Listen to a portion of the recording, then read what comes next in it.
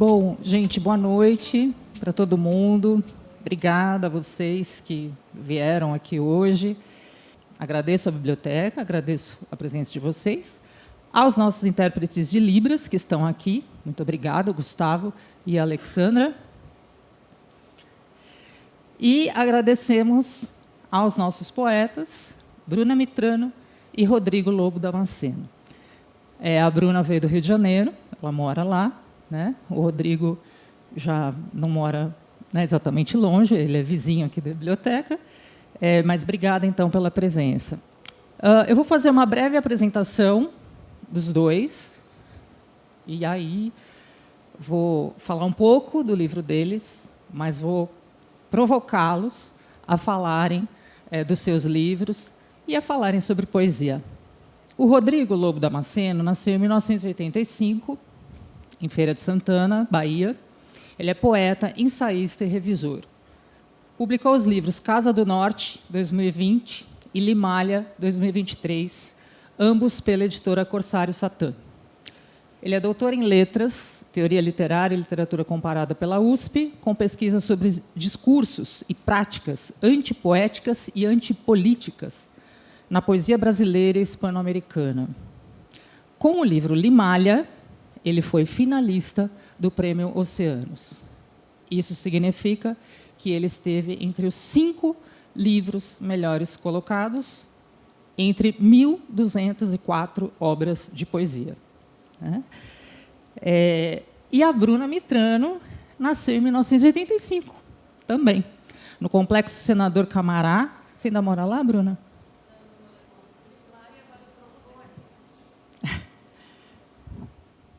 É que eu interrompi a apresentação, gente. Não, é que ela perguntei. Perguntou se eu ainda moro no mesmo lugar onde eu nasci. E eu disse que não. E o livro começa com um poema que diz que eu moro a 70 quilômetros do mar. E hoje eu moro a uns 90 quilômetros do mar. Só quis fazer essa observação. A segunda edição tem que tirar 70 e tem que mudar. Então, ela nasceu no Complexo Senador Camará. Perguntei se ela ainda morava lá, né? Periferia do Rio de Janeiro. Além de escritora, também é professora, e em 2016 publicou seu primeiro livro, Não, pela editora Patuá. Em 2023, publicou Ninguém Quis Ver, pela Companhia das Letras, e com esse livro ela foi semifinalista do Prêmio Oceanos, o que significa que, dentre todos aqueles livros que eu mencionei para vocês, 1.204, ela ficou entre os 30 melhores livros. Tá? Então, dito isso, né, sobre os poetas, vou falar um pouquinho sobre... Só para situar vocês um pouco sobre os livros deles, vocês repararam, né, nessa coisa que eu mencionei agora, de os dois terem nascido em 1985, mas não é só isso. Os dois, então, escreveram 2 livros vermelhos. Vejam aqui. Ó. É uma brincadeira, claro, com a cor da capa dos 2 livros. O Ninguém Quis Ver é esse daqui, e o Limalha é esse daqui. Esses 2 livros também têm em comum uma estrutura bastante própria, bastante pensada. Eles são divididos em partes. Tá? Vou só contextualizar, né, para vocês. O Ninguém Quis Ver, da Bruna, tem 5 partes. Longe, Coisa de Família, Urubus, etc. Desastres naturais e suportar tudo isso. 5 partes. O livro do Rodrigo tem 6 ciclos. Ciclo do Nordeste, ciclo das rezas, ciclo de Portugal, ciclo de finados, ciclo de São Paulo e ciclo de classes. Então, eu estava até comentando com o Rodrigo ali fora que no livro dele a gente tem uma curiosa geografia, e no da Bruna também. A gente percebe uma geografia, um passeio por espaços diversos, não só urbanos. O Rodrigo vai muito para os engenhos nordestinos, né? Espaços que são muito concretos. Vocês podem ver que o título dos livros deles já apontam para uma realidade muito concreta, mas espaços simbólicos também. né, espaços em que se dão lutas de poder, desigualdades. Então, a gente percebe isso nos dois. Em alguns momentos, é possível sentir cheiros, ouvir os sons desses espaços. Vou até pedir depois para para lerem alguma coisa sobre isso. E eu falei um pouco, né, sobre essa estrutura dos 2 livros, mas eu vou agora pedir deles uma coisa. Vou imaginar uma situação um pouco artificial, mas não tão hipotética assim, que é imaginar que o mundo fosse acabar agora, ou daqui a 5 minutos. Né? Vamos supor que o Trump chegasse aqui e apertasse o botão, né, e falasse, é agora, vou antecipar tudo. E vocês pudessem, nesse tempo, ler um poema do livro de vocês. Não sei se para apresentar o livro, ou se o poema favorito. Né? Enfim, escolha de vocês, né, um poema do seu livro, para completar um pouco dessa apresentação que eu fiz. Vocês podem fazer isso para a gente?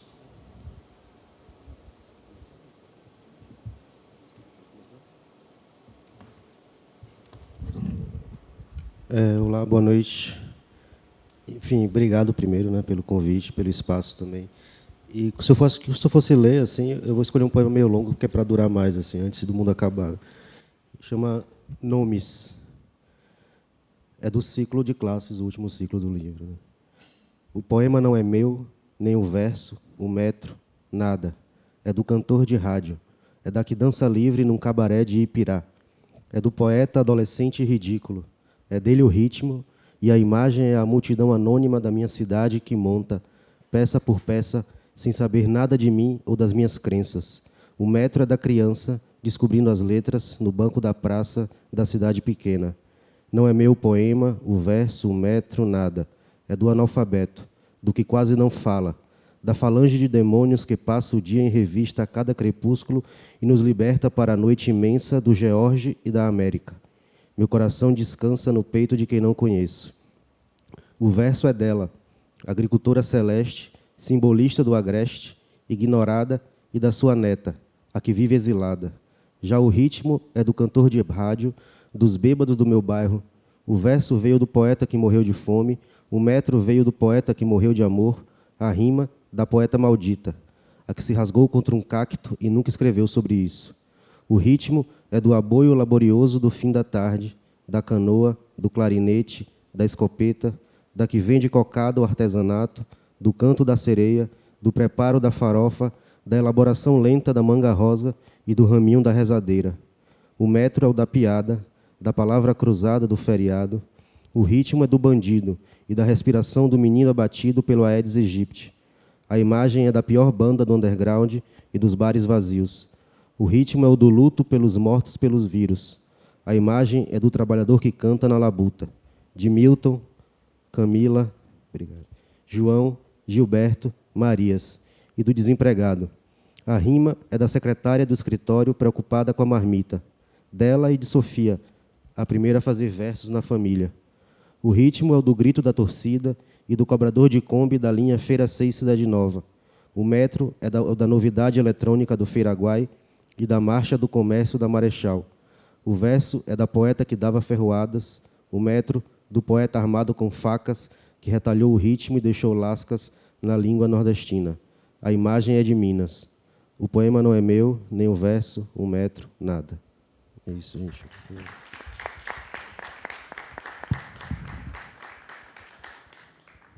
Ainda. Sujeira. Quando você chega à idade que lhe permite entrar em novos cômodos, que lhe permite entrar no banheiro com banheira, por exemplo, descobre que as paredes da casa da patroa não são tão brancas quanto você acreditava, quando brincava com medo de sujar as quinas ou a bancada de mármore. Você pensava, é uma grande pedra preciosa. Quem dera eu tivesse um pedaço de tudo que posso tocar com a mão lavada. Quando você chega à idade que lhe permite estender os edredões, descobre marcas quase invisíveis, como manchas de iogurte, que nem a máquina de lavar, nem a mão da sua mãe conseguiram apagar. Quando você chega à idade de recolher as toalhas usadas, vê as pontas encardidas e percebe, esfregando as toalhas, parecem de pelúcia. No rosto, parece de criança. que a sua mãe está velha para satisfazer os desejos dos donos da casa, e que logo será você a satisfazer os donos da casa, que dizem é também sua, mas que você nunca conheceu inteira, nem nunca subiu na cadeira, brincando de a mestra mandou, coroada de raízes do quintal.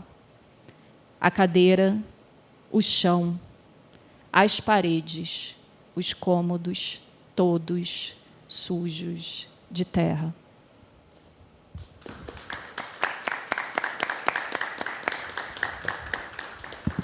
Obrigada. O mundo não acabou, ainda bem, nós vamos continuar aqui. Foi só, como eu disse, um exercício. Se bem que a hipótese, né, não está tão, tão distante. Agora a gente vai entrar um pouco no tema dessa mesa, né, porque ela tem essa metáfora, ponta da língua, fio da faca, e ela continua assim, poesia, margem e trabalho, né? Então, a gente vai estabelecer um pouco dessas relações, que são muito importantes nos livros deles, nos dois. Eu diria que eles também têm isso em comum, né? A despeito, claro, das diferenças de estilo de cada um.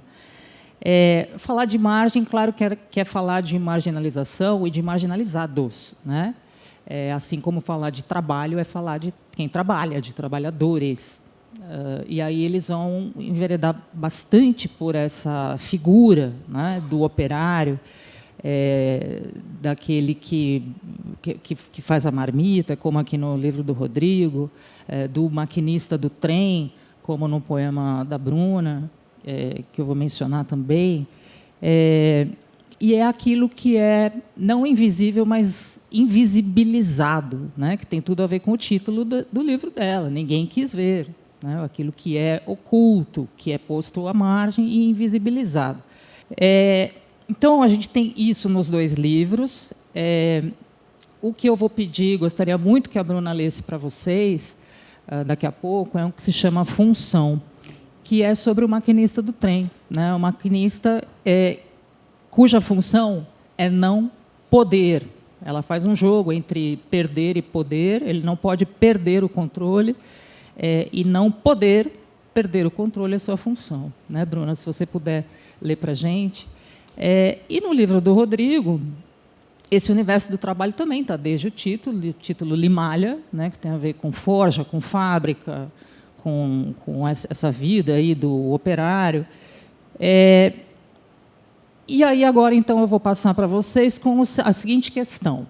Eu li que a Bruna, em algum lugar, numa entrevista da Bruna, que ela não tem medo de fazer poesia panfletária, né? Eu queria, Bruna, que você... Olha quanta coisa. Preparem-se, vocês vão falar muito agora. Se você pudesse ler esse poema Função, né? Depois falar um pouco dessa questão, dessa figura do invisibilizado ou do oprimido, né, de modo geral, dessa questão da poesia ser ou não panfletária, poder, ter que, né, ser panfletária, e que, de quebra, se der, ela faz uma dedicatória nesse livro, que é a Adelina. E ela termina o livro com a Adelina. Então, se você puder engatar, explicar um pouco para a gente quem é a Adelina também, tá? E para o Rodrigo, também, Rodrigo, queria que você associasse o título Limalha, eu falei muito brevemente, muito superficialmente dele, né, a esse mundo do trabalho, do trabalhador, né, e talvez com uma relação que você estabelece no livro, que é o trabalho com o poema, a fábrica do poema. Né, isso é bem evidente, bem forte no seu livro. E se você, a partir disso, consegue ver no livro alguma espécie de ideia geral a respeito do próprio papel da poesia no mundo, a partir do momento em que tanto você quanto ela, né, falam desse mundo que é tão concreto, que é o mundo do trabalho. Né? Foi muita coisa, não foi? Que eu solicitei aqui. Mas eu vou, se você esquecer, eu te ajudo, tá? Tá bom, eu vou começar do final. Adelina Araújo Antônio foi minha avó, é a minha avó, né? Morreu, mas sempre será minha avó. E minha principal referência de afeto, minha avó-mãe, E eu escrevi o livro por causa dela. Quando ela estava morrendo, eu prometi que contaria a história de vida dessa mulher, que, como toda mulher, tem uma história grandiosa e que nunca pôde ser contada nem mesmo para os netos. Foi uma busca também, porque a gente tem uma mulher que nasceu em 1921, uma mulher pobre, lavadeira, com pouquíssimos registros, pouquíssimos. E eu quis contar e não achei muita coisa. Então, eu percebi que a história da minha avó estava também na história dessas pessoas com as quais eu convivia, do lugar onde eu morava. E, procurando a história da minha avó, eu encontrei um pouco da minha própria história. Daí entram esses personagens. E, por exemplo, a velha, que você citou, a Dona Laura, são personagens que nunca existiram, de fato. A Dona Laura, eu construí Dona Laura, que é uma mulher que passa fome, que tem um paninho na cabeça, que amarra um paninho na cintura, para dizer uma coisa que eu queria dizer, que é: eu não acredito na fé de quem nunca passou fome. Eu queria dizer isso no poema. Então, eu construí Dona Laura para chegar a esse lugar. E sobre poesia panfletária, eu não sei se eu faço poesia panfletária, mas eu não tenho medo de fazer, porque eu acho que a gente já chegou num consenso de que toda poesia é política. Mas a poesia panfletária ainda é colocada num lugar de... não é poesia de verdade, deslegitimada de alguma forma. E é a poesia que nasce na periferia, é a poesia do sarau. Então, eu não tenho nenhum problema de fazer poesia panfletária, porque eu já fui acusada, entre aspas, de fazer. Eu falei, tá, tudo bem, isso não é um problema para mim, não tem nenhum problema em relação a isso. Ah, você não faz poesia de verdade? Também, tudo bem também, eu só estou fazendo, não quero saber o que é. E eu acho que essa afirmação veio daí. Não sei se é, também se for, não me causa um incômodo. E você falou do maquinista, do poema, do não ter... É porque passa muito pelo corpo, o território, o lugar onde eu vivo, o território, o lugar que eu experimento, que é mais do que vivenciar, e o território corpo. E tem uma coisa ali do não direito de você perder esse controle. E eu me identifico muito também porque eu sou uma pessoa que tem epilepsia. E eu perco o controle o tempo todo. E eu fiquei pensando nesse maquinista. Ele, diante de um tiroteio, por exemplo, que tem muito, onde eu moro, e os trens precisam parar por causa disso, tem marcas na lataria do trem, ele não pode parar, ele não tem o direito de parar. Eu acho que o que marginaliza essas pessoas é exatamente não ter escolha, não ter esse direito, não poder fazer escolhas. É isso, eu tenho que seguir. Não importa o que esteja acontecendo, eu tenho que seguir. Não me deram opção. É incrível que você fala que é a sua função, é uma reificação total do ser humano. Ele é essa função que está no lado oposto do poder. Sim. E aí eu acho que o jogo que você faz entre perder e poder tem tudo isso concentrado. Eu acho magnífico. É interessante que ninguém nunca tinha falado desse poema, acho que eu nunca li em voz alta. Você quer que eu leia? Chegou a vez dele. Eu estou sem meu livro, isso é vergonhoso.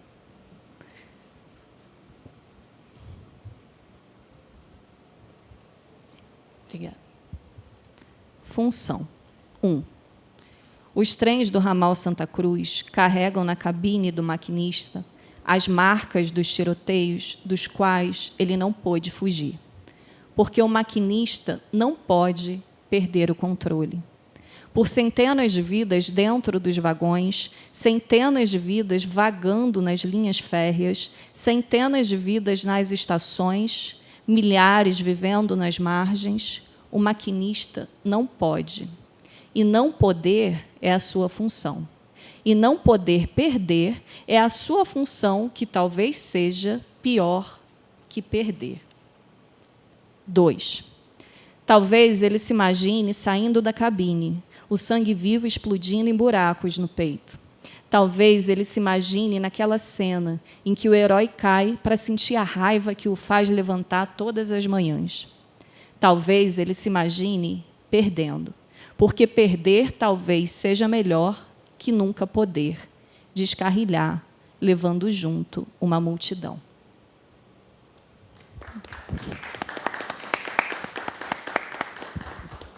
Obrigada, Bruna. Obrigada a você.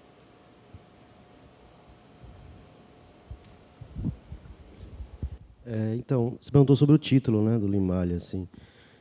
Então, esse livro, quando eu comecei a escrever, ele tinha outro título, que era Pangaré, porque era, enfim, aparecia muito a imagem de cavalo assim nos poemas. Acho que depois no final nem tem tanto. Mas aí, com o passar do tempo, né, eu fui desenvolvendo mais o livro assim, e essa imagem da Limalha apareceu para mim, mas enfim, é por uma questão pessoal mesmo assim, né? O meu pai, ele trabalhava como torneiro mecânico, né? E na usinagem, né, naquela coisa do trabalho do torno, gera muita limalha, né? E era uma coisa muito comum ele voltar para casa ferido com a limalha, assim, que a limalha é o resto do metal ali, né, do aço e tal, que ele é meio cortante, né?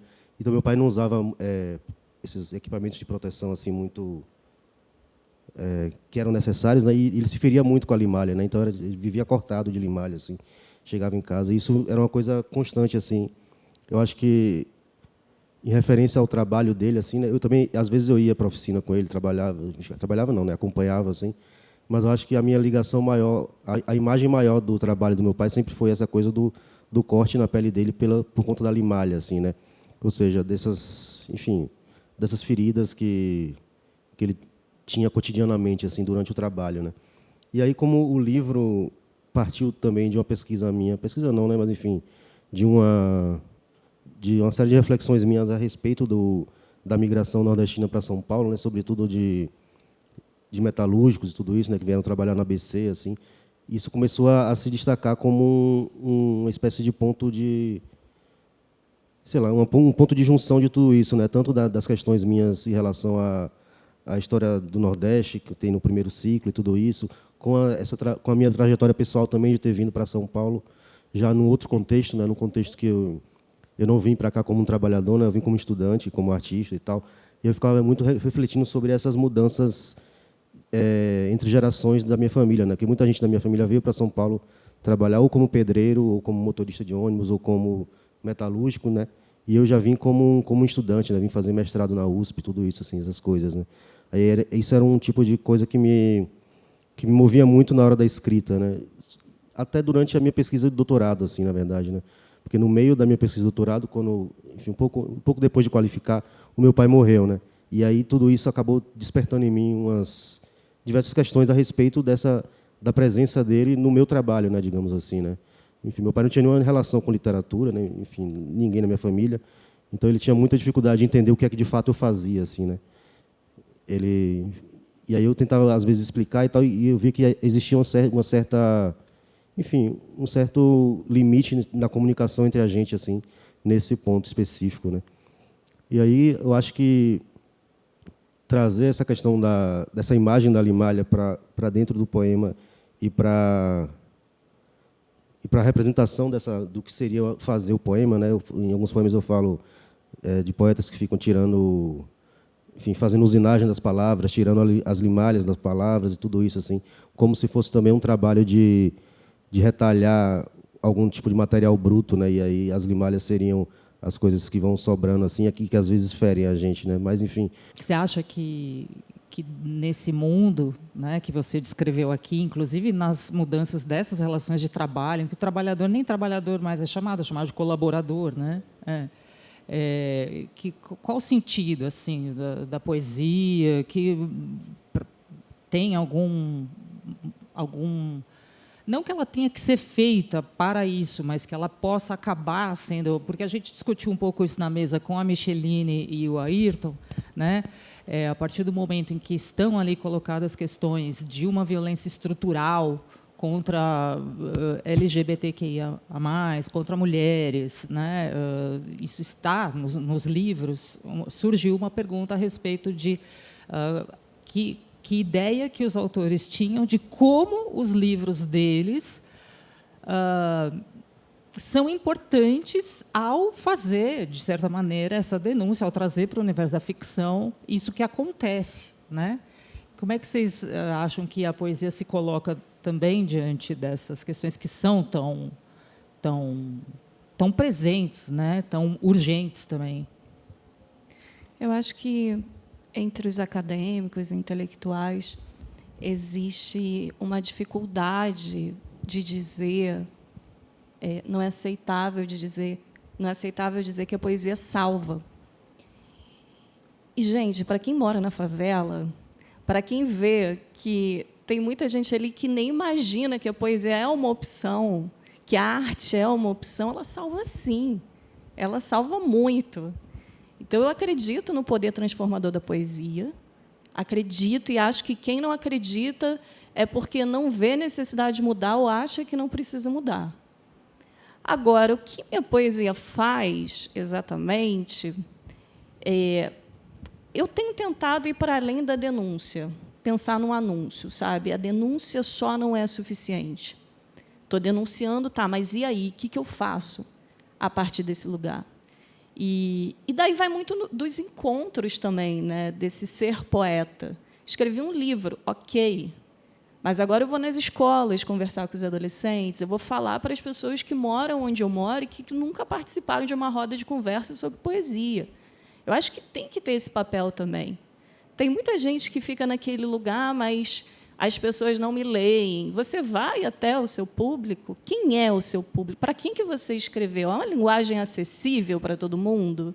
Então, eu acho que tem que ter esse trabalho também. Não é só escrever um livro e falar, pô, meu livro vai mudar o mundo, estou fazendo uma coisa muito importante. Não dá, porque a gente sabe que a gente vive num país em que uma minoriazinha vai ter acesso àquilo. O livro precisa chegar, ele precisa fazer parte da história das pessoas, as pessoas precisam ter intimidade com a poesia. Então, o livro, por si, eu não vejo como algo suficiente, mas acredito que possa haver um trabalho em torno dele, que seja um iniciozinho, uma fagulhazinha de algo. Então, eu acho, sempre que perguntam, isso é um debate meio bastante comum, assim, né, sobre o que seria a função da poesia, né? Eu tenho muita dificuldade de dizer assim qual seria essa função, porque eu acho que, a depender de contextos, a poesia pode assumir várias funções diferentes, assim, né? E eu acho que a gente tende a, sobretudo nas pesquisas a respeito de poesia, na reflexão a respeito de poesia, tentar achar coisas definitivas a respeito dela, assim, né? Dizer o que é a poesia, ao que serve a poesia. Eu acho que a poesia tem essa característica de ser muito fluida, assim, né? Que a depender de contextos e a depender de intenções de autores, a depender da recepção dos leitores, ela assume outras funções, assume formas diferentes que não necessariamente vão ser reconhecidas imediatamente como poesia a partir de um padrão do que seria a poesia a poesia ocidental e tudo isso que a gente conhece, assim, né? Então, eu acho que nessa coisa da função, mas curiosamente, eu lembro até, eu já falei isso uma vez, que eu achei uma definição do que seria uma função primordial da poesia, digamos assim, num autor do qual eu não esperava encontrar isso, que é o Ezra Pound, né? Que é um autor super denso e tal, super, enfim, do automodernismo ali do século XX e tal. E ele tem uma definição naquele ABC da poesia dele que eu acho muito boa, que é, ele fala, a poesia é a arte de alegrar o coração das pessoas.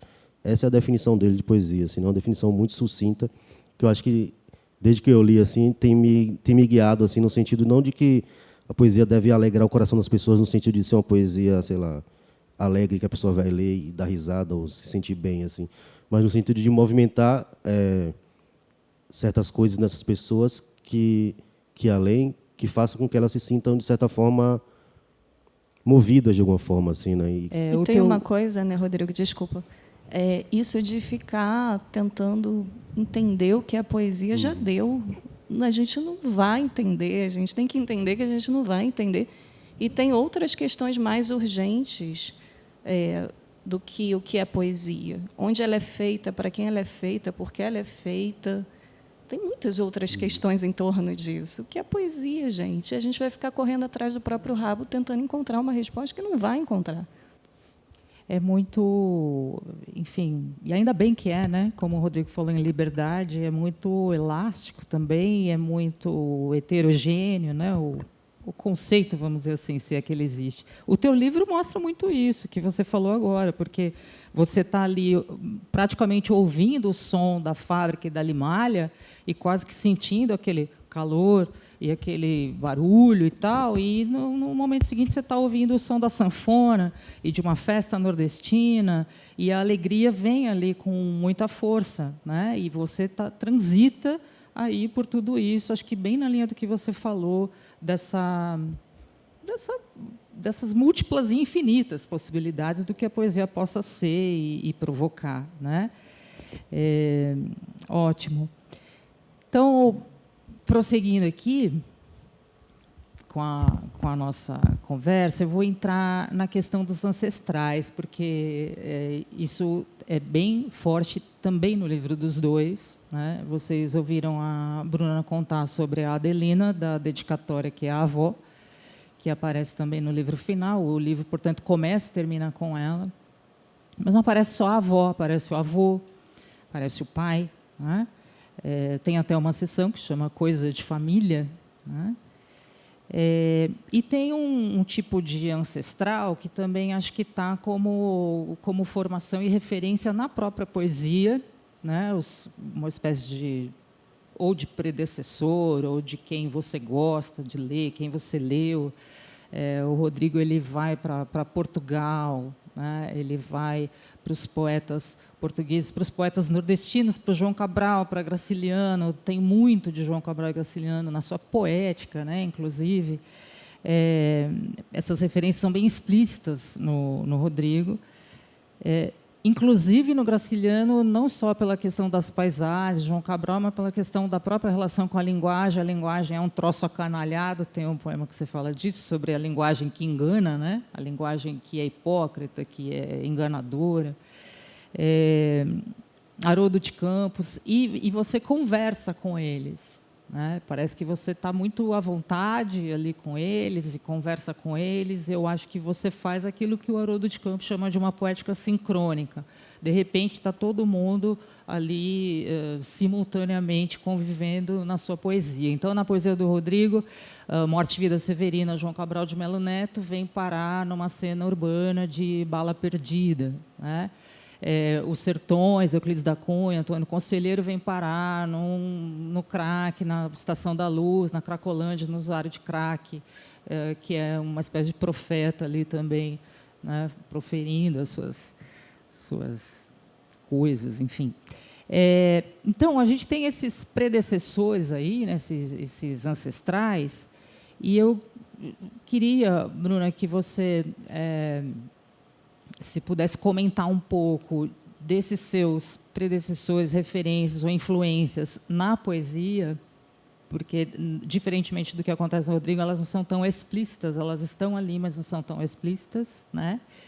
E também um pouco de como é que você entrou em contato com a poesia, com essa linguagem, que você falou, eu quero escrever em verso, eu quero fazer isso, né? E, para o Rodrigo... talvez você queira comentar um pouco dessas referências, que são várias, né, múltiplas aqui no teu livro, mas talvez falar da outra parte, quer dizer, Feira de Santana, dessa origem. Você falou um pouco do teu pai, né? Mas tem dois poemas dele sobre Feira de Santana, particularmente o segundo, que eu gosto demais, porque chama Dois Poemas Feirenses, sobre Feira de Santana, na Bahia. Especialmente o segundo poema, tem um ritmo, Rodrigo. Primeiro, assim, único, forte, fenomenal e cantante e marcante, que esse poema, se você puder também ler para a gente, acho que a gente vai agradecer. Dos Dois Poemas Feirenses, o segundo, para te trazer um pouco para essa questão de origem, de referências nesse sentido, e para a Bruna das referências literárias e do contato com a poesia. Você faz essa pergunta, me vem sempre a história que eu sempre conto. Eu me sinto aquela velha contando a mesma história de como eu comecei a escrever, né, de como eu tive esse contato, porque eu não tinha livros em casa. Eu tinha uma mãe camelô, uma avó lavadeira, um ex-pai que era cobrador de ônibus, e o único livro que a gente tinha era a Bíblia. Eu fui crente, fui evangélica. A gente falava crente, porque na favela, gente, só tem crente macumbeiro, não tem variação disso. é isso que tem. E hoje fica até politicamente incorreto, né, a gente falar dessa forma. Mas só tinha a Bíblia. Então, foi a minha primeira leitura. Ficava ali no canto da sala, aberta, e eu pensei, isso precisa ser lido. Aí eu li. Foi a minha primeira referência de poesia. E com 11 anos, eu comecei a ouvir punk rock. Daí foi minha segunda referência. Nisso, eu ainda era evangélica. Eu era uma evangélica punk. Eu acho que a minha poesia nasce dessa mistura. Acho não, tenho certeza. Está muito de Bíblia e punk rock ali nesse livro, no que eu produzo de forma geral. E eu fui ter contato com o que a gente considera poesia na universidade em 2005, 2004. Eu tenho pouquíssimas referências assim, de coisa escrita, de fato, né? A música veio muito mais forte na minha vida, a leitura de imagens também. Eu, por ser uma pessoa neurodivergente, com diagnóstico de autismo recente, eu sou muito de observar, muito de ouvir. Então, essa leitura das coisas da vida veio muito mais forte do que leitura de livros. Até hoje eu tenho pouquíssima referência, estou ainda correndo atrás, vou fazer 40 anos, e li pouco na vida. Li, assim, né, do que a gente entende como leitura.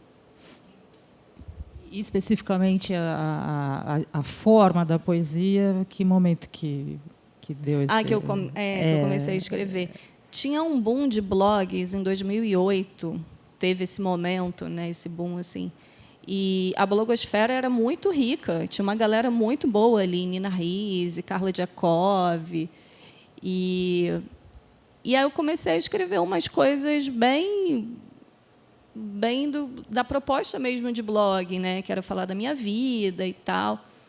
E aí tinha 6 seguidores, eu achei isso o máximo, 6 pessoas que me liam, eu fiquei muito feliz e comentava, e aquilo foi dando, vira uma coisa assim de vício, né? Você vê que as pessoas estão lendo e comentando, você quer escrever mais, e aquilo foi caminhando para uma prosa poética. Depois, muito tempo depois, eu comecei a ter coragem de quebrar linhas, de escrever versos, porque eu sabia que o momento que eu fizesse isso, eu tinha que dizer, não, eu estou me colocando como poeta. E aquele medo, né? A Glória Anzaldúa fala que a gente vai jogando a escrita para frente porque a gente tem dificuldade de se assumir nesse lugar, né? Como assim? Eu sou uma pessoa filha de camelô, neta de lavadeira, eu não posso ser escritora. Estou lá no meio do mato, porque onde eu moro é uma periferia rural, né? No meio do mato, conheço ninguém do circuito literário. Como assim eu estou ousando escrever? Não demorou muito para eu ter coragem de quebrar versos, e foi com pseudônimo, dentro de uma revista que se chamava Escritoras Suicidas, que foi o pseudônimo Ana Criolina. E aí depois tomei coragem de publicar com o meu nome, mas demorou muito mesmo, muito esse processo. Então, eu vou começar lendo o poema que você falou, então. Dois poemas feirenses. 2 poemas feirenses. O segundo chama FSA, States of Mind. FSA é a sigla para a Feira de Santana. Mas, se quiser ler o primeiro também, fica à vontade. Então, vou ler os dois. 2 poemas feirenses. O primeiro chama Balada Tosca. Porque não espero retornar jamais à Feira de Santana. Vai tu, balada tosca, voz e sample de sanfona, e diz àquela província esturricada pelo dobro de luz e fogo do sol que São Paulo é minha sina, trabalhar é minha sina, eu gosto mesmo é de outras coisas. E o 2 é o FSA States of Mind. Quem são os nonos da noite do Nordeste? Os que organizam o movimento, orientam, os que cruzam as horas criminosas, mocosando lâminas, castelando, cozinhando o tempo em fogo alto contra o fogo brando do medo, andando e espalhando a mágica narcótica e a neblina nas esquinas e comércios noturnos, onde se ouve, por sob o som do DVD acústico, da canção romântica, dos riscos das facas, do choro na garganta, do karaokê quebrado e da flauta jamaicana, o som do pulso do bairro e da fábrica fincada no campo. Usinas são sinas e a cana e a bala comem soltas de uma ponta a outra das noites nordestinas de Feira de Santana. Então, obrigado. Obrigado. Sobre, você perguntou essa coisa de feira, né? Feira é uma presença muito grande, sobretudo no meu primeiro livro, que é o Caso do Norte, né, que eu acho que é um livro mais focado assim nessa questão da trajetória de migração da Bahia para São Paulo, né? Mas aqui ele aparece também, a cidade aparece muito também, assim, né? E não sei, nesse poema aqui especificamente, eu estava pensando nele recentemente, assim, né? Porque esse título, FSA States of Mind, ele é tirado de um rap, né, de um norte-americano que chama Nas, que é o New York State of Mind, né, que é um clássico dele, assim, que ele meio que é uma narrativa, é um poema sobre as questões urbanas de Nova York e de como esse New York State of Mind seria uma espécie de alerta constante das pessoas que estão vivendo em Nova York, porque elas têm que estar, enfim, sempre ligadas no que está acontecendo, né? E eu percebi que isso é algo muito comum para as pessoas de Feira de Santana, assim, né? Feira de Santana é uma espécie de cidade muito fundada numa ideia de violência, assim, né? Tanto de forma concreta, real, assim, quanto de forma mítica, né? A fama de Feira de Santana, assim, se você for em qualquer lugar da Bahia, é que, assim, se você diz que vai à Feira de Santana, a pessoa sempre manda você ter cuidado, porque é uma cidade de golpistas, de ladrões, de assassinos, de matadores e coisas desse tipo, assim, né? Então, acho que as pessoas em Feira, eu estava pensando nisso, né? As pessoas em Feira, elas crescem muito... a experiência urbana delas é muito ditada, acho que assim, isso é comum em todo o Brasil, né? Mas é uma experiência urbana muito ditada pelo alerta constante enquanto você está na rua, assim, né? Os dois, até onde eu sei, tem aqui nesses dois livros o seu segundo livro, é isso, né? Casa do Norte foi o primeiro e não foi o primeiro. Como é que foi, assim, nesse segundo livro já acontecer, né, tudo isso? Como é que vocês veem a relação com o próprio prêmio, né, ser finalista, ser semifinalista, até essa coisa mesmo de poder levar, de receber o convite para ir a uma escola, para ir a um evento, a balada literária, alguma coisa assim, né? Como é que foi isso já no segundo livro? Como é que foi quando vocês se inscreveram ao prêmio? Vocês tinham alguma a ideia do que poderia acontecer? Como é que foi isso? Meu primeiro livro é de 2016, o segundo agora é de 2023, teve um intervalo muito grande. Eu sinto que o primeiro nasceu mesmo como um experimento, era uma coisa ainda meio rascunhenta, sabe, meio esquizoide, eu queria jogar no mundo para ver se aquilo fazia sentido para mim, principalmente, e se haver algum diálogo com as pessoas, porque eu acho que o diálogo é o essencial da arte, da poesia. E houve, né? E aí eu pensei um segundo e trabalhei muito nele, já pensando ali na construção da voz poética, na construção de personagens, porque, embora seja poesia, tem ali muitos outros nomes, né? Nessa brincadeira também de forjar a realidade, de dizer que é um livro autobiográfico, mas 90% é invenção, né? Então, brincar com isso foi um trabalho demorado, gostei do resultado. É claro que a gente não espera ser semifinalista de um prêmio como Oceanas, fiquei muito feliz, muito feliz. E, sim, possibilitou, porque saiu por uma editora maior, teve uma maior divulgação, e, assim como eu participei, por exemplo, da Flip, eu também sou convidada, eu sou homenageada num festival no lugar onde eu moro. E eu chorei tanto quando eu recebi esse convite. Eu fui numa escola, gente, uma escola pública, naturalmente, né, num Brizolão. Lá a gente tem Brizolão, acho que aqui em São Paulo não tem, né? E era uma sexta-feira à noite, e o auditório lotado. Quando eu entrei, eu era uma celebridade para eles. A galera, assim, gritando meu nome. Eu fiquei, gente, segurando para não chorar, porque eu sou essa que segura, né? Eu faço essa pose de má, mas... E é muito bonito isso. É muito bonito também por eu estar nesses dois lugares, por eu transitar, né? Como as pessoas ali me veem e também chegar a certos espaços, mas, ao mesmo tempo, não ser daquele lugar, ter a consciência disso, desse não pertencimento, de chegar, mas ter que sair, de ir para o lugar onde eu moro. É uma baguncinha na minha cabeça, né? E eu acho que isso tudo, essa crise identitária, de alguma forma, vai aparecer na poesia. Mas eu acho que é um bom momento, é um momento de busca, né, até pensando na construção e na elaboração da voz poética do próximo livro, que com certeza vai passar por tudo isso. É um livro infantil? Revelando, então. Eu ouvi rumores. Então, eu estou com alguns projetos em andamento.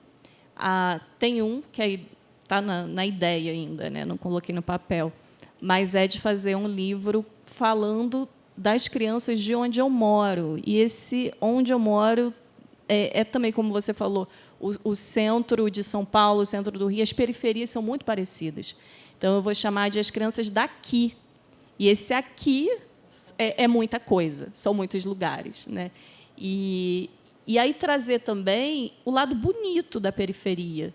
Porque eu fui uma criança que subia em árvore, subia em muro, brincava... Nossa, misturei. Brigava também. Falei murro e brigava. Ato falho aí bem significativo. Mas, sim, muita briga na rua. E tem isso, né? Até a forma... Eu reparei, por exemplo, que as crianças da periferia, as crianças da favela, elas não são muito de sorrir, mas elas gargalham alto, uma coisa que você não vê nas crianças de classe média. Então, eu observo que tem pequenas diferenças. Eu fui professora de escola pública da rede municipal por 11 anos.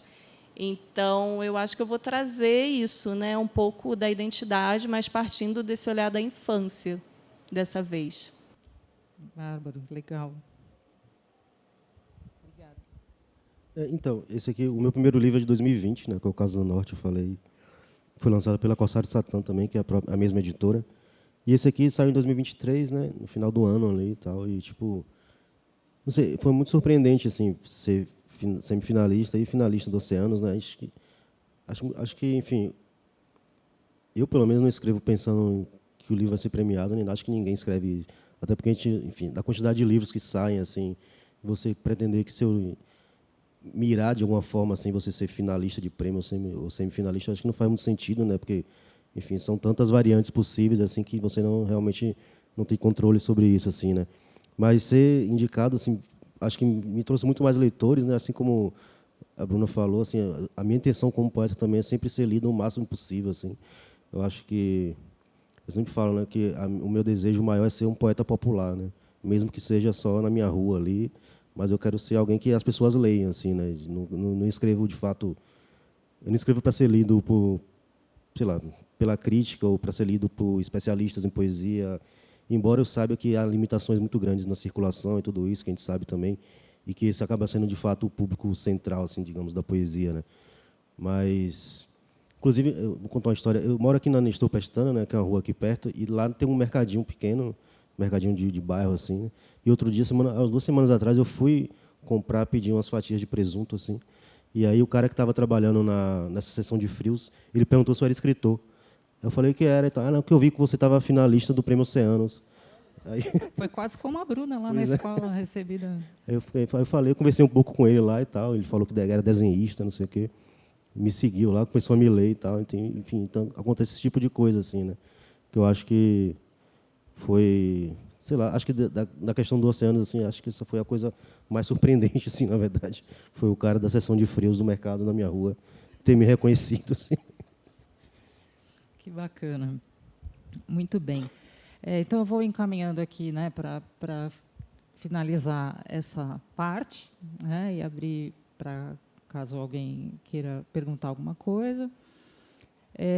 Tem um poema do livro da Bruna, que é bem curtinho, né? Acho que é o mais curto até dos 2 livros. Ele tem 2 versos só.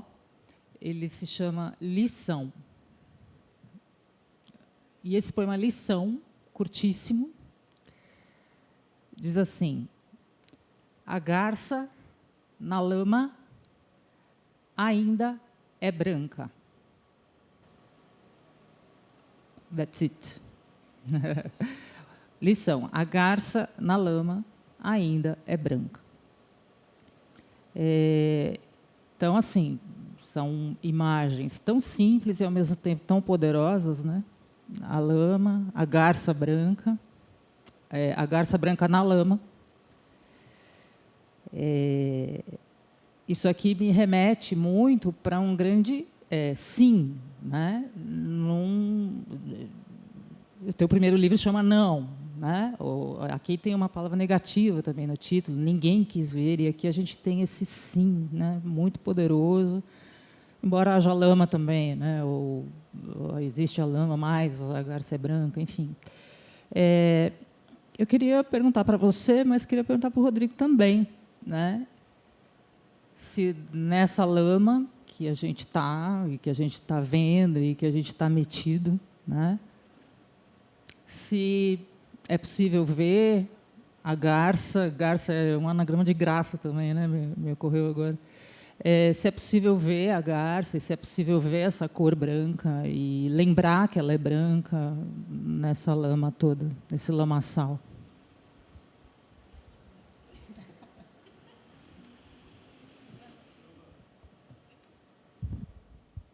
Não, então, eu acho que isso, pensando na nossa conversa aqui, né, a respeito digamos, na parte anterior, né, sobre a função da poesia e tudo isso, é um pouco essa ideia da garça na lama também é um pouco também, digamos, essa ideia de fazer poesia, de fazer arte, de fazer esse tipo de trabalho num contexto completamente catastrófico, né, que a gente tem hoje assim e tal. E não sei, pensando um pouco até na definição de Pound que eu trouxe, né, da poesia como a arte de alegrar o coração das pessoas, eu tendo a achar assim que no meio de um contexto como esse que a gente está vivendo, assim, catastrófico em todos os sentidos, né, políticos, ambientais, poéticos também, literários, né, a leitura cada vez, enfim, se perdendo cada vez mais, assim, o hábito, né, e tudo isso. Eu acho que insistir em fazer poesia nesse tipo de contexto assim primeiro que eu acho que é inevitável assim, né? Eu acho que as pessoas que são envolvidas com poesia, que trabalham com arte, elas não vão parar de fazer isso por conta da situação, assim. Eu acho que ao contrário, talvez até isso estimule mais de alguma forma, assim, porque como eu disse, né, a arte é uma forma de a gente se manter em movimento, né?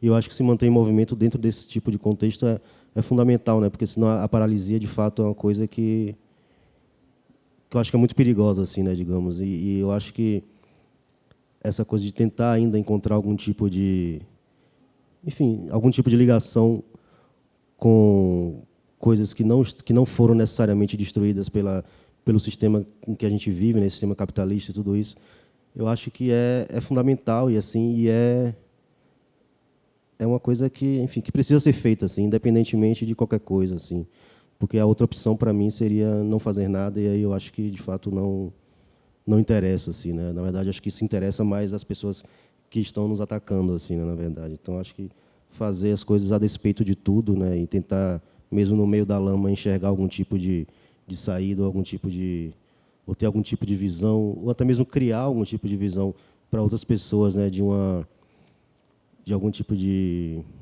saída, ou não necessariamente de saída, mas até, sei lá, de consolo. Eu acho que eu não diminuo essa ideia da arte como um consolo, ou como a Bruna falou antes, como algo que salva as pessoas também. Eu acho que isso é algo que a gente tem que ter em mente, assim, ao produzir a arte e ao continuar fazendo esse tipo de coisa, assim, né? Então. Eu acho que o poeta está num constante exercício de tentar ver beleza na beleza. Não é ver beleza onde não tem beleza, ver beleza na tragédia, não, a beleza está ali. A gente só tem que buscar. Eu concordo com tudo que o Rodrigo disse. É isso, é esse exercício. Está presente, sempre nos lugares, não está pensando no depois, não está pensando no que foi, e ver beleza, porque a beleza está ali. A gente não está construindo beleza. Ela está em algum lugar, a gente vai encontrar, mesmo na lama. A garça está lá.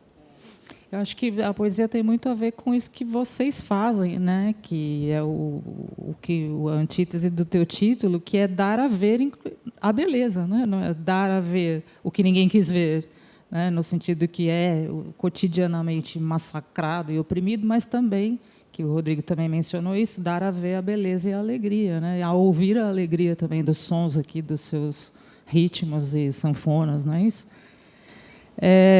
Muito bem, então nós concluímos aqui momentaneamente e a gente quer saber se vocês têm perguntas para a Bruna, para o Rodrigo,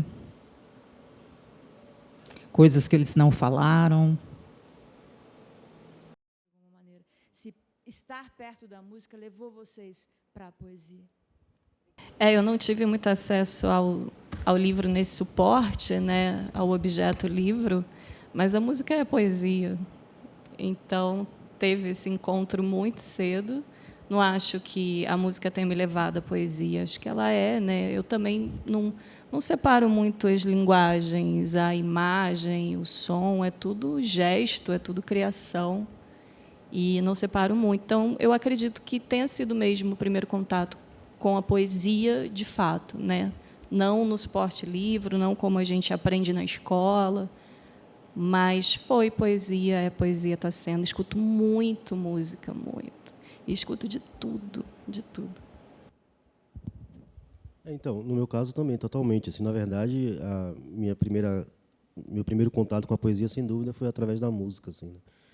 Eu estava, acho que tem uma entrevista muito boa de Tom Zé no, como é que chama? No Roda Viva, né? Que alguém pergunta para ele sobre por que vieram do interior da Bahia vieram tantos artistas que no movimento da Tropicália, assim, né? E aí ele começa a falar sobre a infância dele em Irará, e ele diz que lembra que em algum momento, acho que ele tinha uns 7 anos, os pais dele estavam decidindo se ele ia ser alfabetizado ou não. Porque em Irará, as pessoas que aprenderam a ler, depois não utilizaram isso porque a história ali se dava de uma forma oral, né, e não escrita, assim. E aí eu fiquei pensando nisso, né, porque, tipo, sendo que Tom Zé, enfim, quase todos os outros artistas da Tropicália baianos vieram do interior de um contexto semelhante, assim, digamos, né.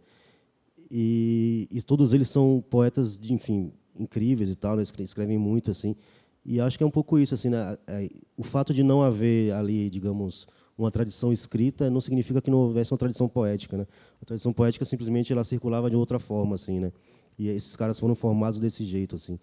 E no meu caso também, assim como a Bruna falou do punk, por exemplo, para mim também foi uma coisa fundamental, assim, na minha adolescência, né, que foi justamente, eu já ouvia muita música desde a infância, sempre ouvi muito rádio, né, sempre ouvia música, enfim, música popular na Bahia, que tocava na época, assim, mas a partir do momento que eu entrei, digamos assim, nessa ideia do punk rock, assim, foi quando eu comecei a prestar mais atenção nas coisas que eram ditas, assim, né, digamos, sei lá, pesquisava, eu não sabia inglês, aí eu pegava tradução de letra de música que eu curtia, eu via na internet, eu via em revistas, assim, né. E eu acho que isso, inclusive, acho que isso é um traço muito comum de geração, assim, né, de muitas pessoas que eu conheço, que têm a minha idade, mais ou menos, e eu, um pouco mais velho, um pouco mais novo, na verdade, foram formados liricamente, digamos assim, através da canção, e muitas vezes da canção em língua inglesa, que a pessoa nem sabia, e às vezes estava, enfim, através de traduções precárias e tudo isso, né, para só depois, digamos, alguns que se interessassem pela poesia do livro, chegar no livro, né. Mas o fundamento da minha relação com a poesia e da relação desses parceiros de geração, eu acho que ela é, sobretudo, musical, assim, né? E não poética do livro, assim, né? Digamos. Para mim, pelo menos, mesmo quando eu comecei a ler poesia, por exemplo, a ideia do livro de poesia não era muito comum, assim, né? Eu também não tinha em casa, né? Aparecia na escola, assim, mas quando eu comecei a ler, eu pesquisava muito na internet poesia, copiava aquelas coisas dos sites, às vezes montava coletâneas assim e imprimia, né? Eu lembro que eu imprimia em tinta azul, né, para não gastar tinta preta e tal. E aí acho que mesmo quando eu comecei a ler poesia, a ideia de livro de poemas não era algo forte assim para mim, né? Acho que inclusive por isso eu demorei tanto para publicar um livro, né? Eu publiquei em 2020, eu já tinha 35 anos, né? Antes disso eu publicava de forma, sei lá, eu publicava muito em zines, que é uma tradição do movimento punk, tudo isso, ou publicava online, né, em blogs, como a Bruna falou também, eu participei desse momento assim que os blogs eram muito importantes e tal, publicava muito assim, né? E a ideia do livro foi uma coisa de fato muito posterior na minha vida, assim, na minha formação poética, digamos. Né? Obrigada, Obrigada, então. A gente agradece muito a presença de vocês, né, por esse papo aqui que a gente teve. Obrigada a vocês que vieram ouvir, a Bruna e o Rodrigo. Obrigada à biblioteca, ao pessoal que está fazendo a nossa gravação, vai fazendo nossas edições. Como eu disse, vai estar tudo no canal do YouTube depois. E aos nossos intérpretes de Libras queridos aqui. Obrigada, gente. Obrigada.